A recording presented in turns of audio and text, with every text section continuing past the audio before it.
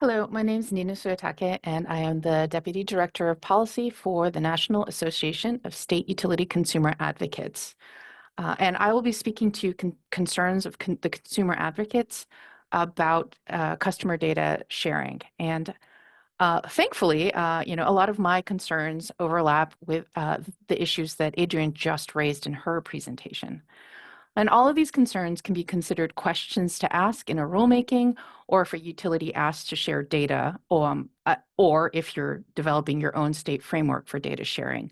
And none of these concerns are insurmountable, but commissioners do need to be thinking about these as they set up a way forward with data sharing in their states. And as many of the speakers already talked about, the first part is getting explicit consent from consumers. And from NASUCA's viewpoint, privacy should be the default as the base sort of standard for when we start talking about data sharing. And then the question becomes, do you consent by saying yes, or or by saying no, or opt-in versus opt-out?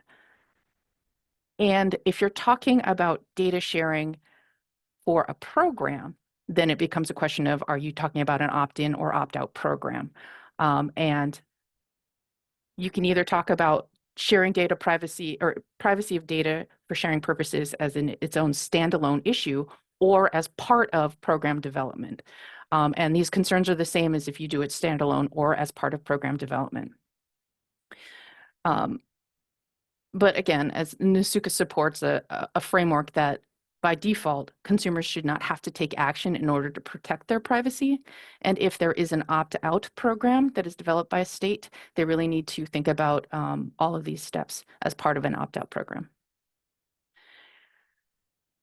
So the first thing that I would think about when talking about this in terms of a rulemaking is how are utilities and or third parties obtaining consent?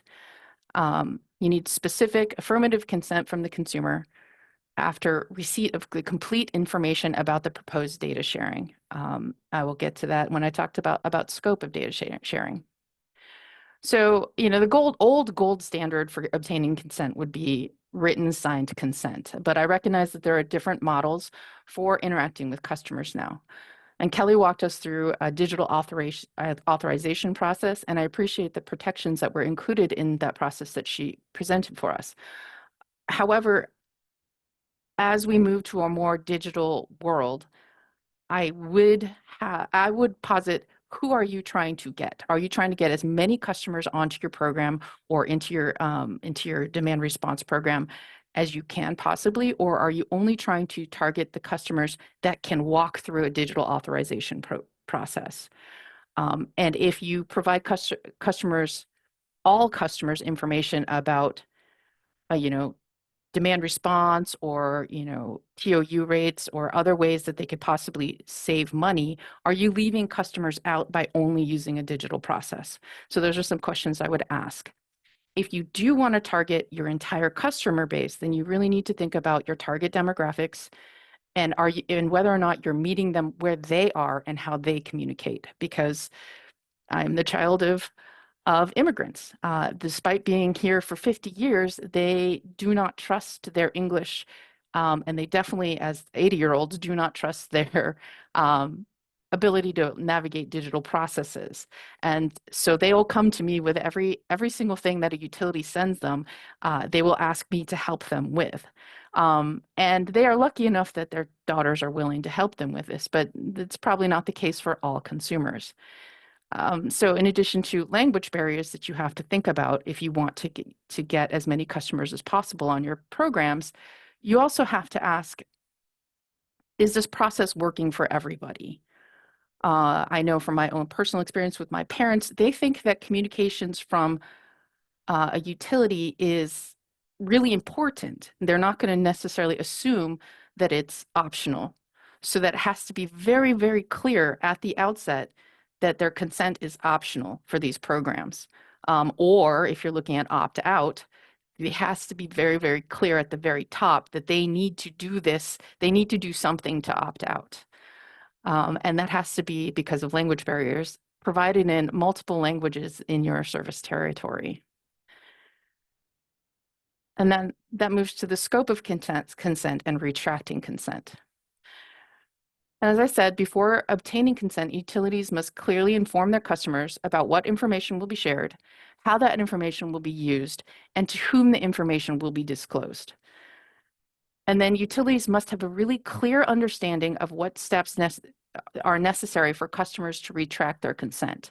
And in a framework where vendors and utilities are able to get consent and customers need to retract their consent, it has to be very clear who the customer talks to retract that consent.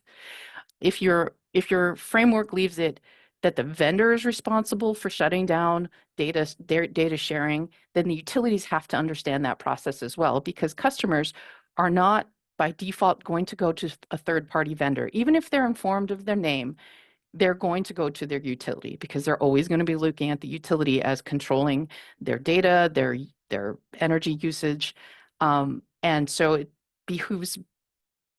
it's necessary for both utilities and the vendor to understand that process and be able to share it with customers whenever a customer asks them to retract their consent.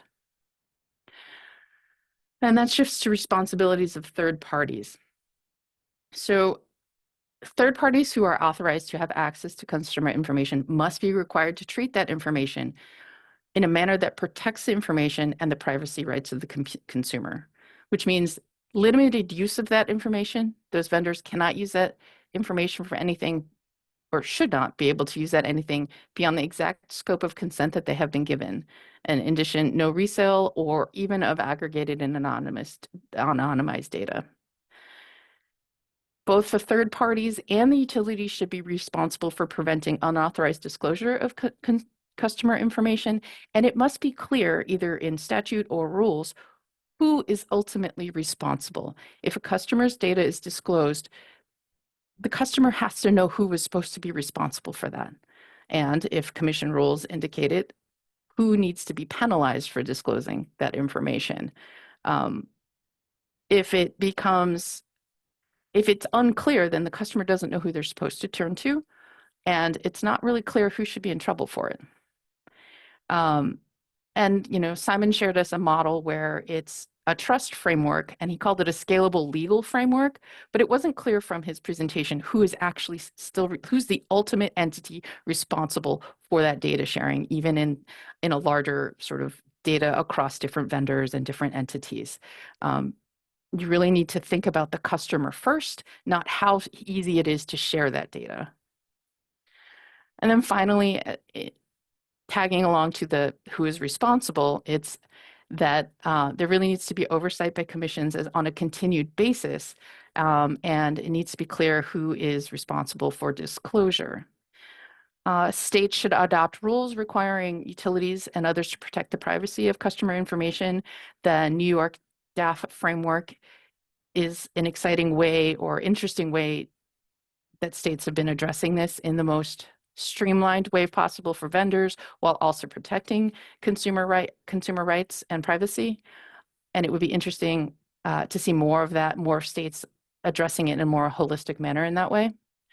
And I think it's important to remember when drafting rules, it's not just about who shares data with who, but how the customer has ultimate access to their own data, how the customer controls who gets to see that data, and how they can retract that consent to who gets to see that data.